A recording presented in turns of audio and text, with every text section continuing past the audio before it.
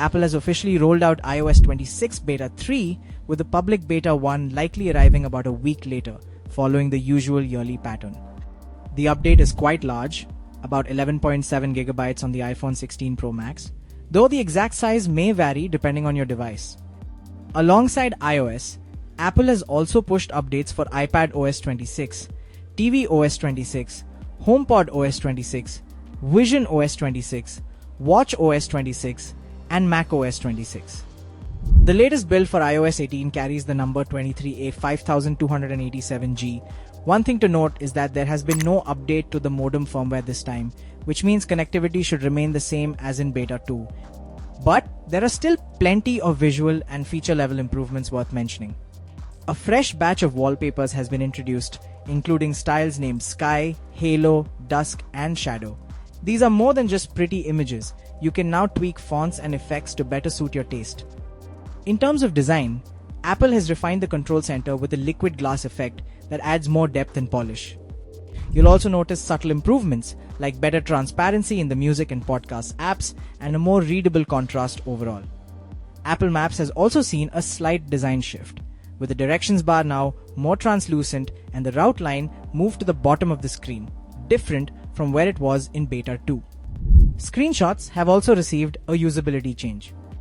Instead of automatically opening the editing menu, screenshots now return to a thumbnail preview at the bottom corner, making the process feel more fluid and less intrusive. In terms of performance, Beta 3 runs noticeably smoother than Beta 2, especially in apps like camera and music. Although there are still occasional delays in the liquid glass animations, Apple's release notes highlight dozens of bug fixes, somewhere between 50 to 100. Notably, they've resolved a bug affecting low battery symbols and startup issues on the iPhone 15 and 16. If you're already running Beta 1 or Beta 2, updating to Beta 3 is recommended, so you can experience the improvements and help Apple fine-tune the software by submitting feedback. But if you're still on a stable release like iOS 18.5 or 18.6, it's best to hold off just a little longer. The public beta is only about a week away. Beta 4 itself is likely to drop around the 21st of July. As for how Beta 3 is performing on devices, early impressions show it gets a bit warm after updating, likely due to background processing.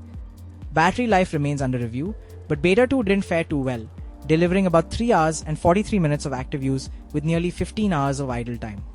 Battery health has also dipped slightly to 99% after 250 charge cycles. Benchmark results are slightly better too, with a single-core score of 3,407 and a multi-core score of 8,140. If you're testing the beta, make sure to report any bugs through the feedback app. And if you're following updates on YouTube, don't forget to like and subscribe to us for more details in future updates. Thanks for watching. See you in the next video.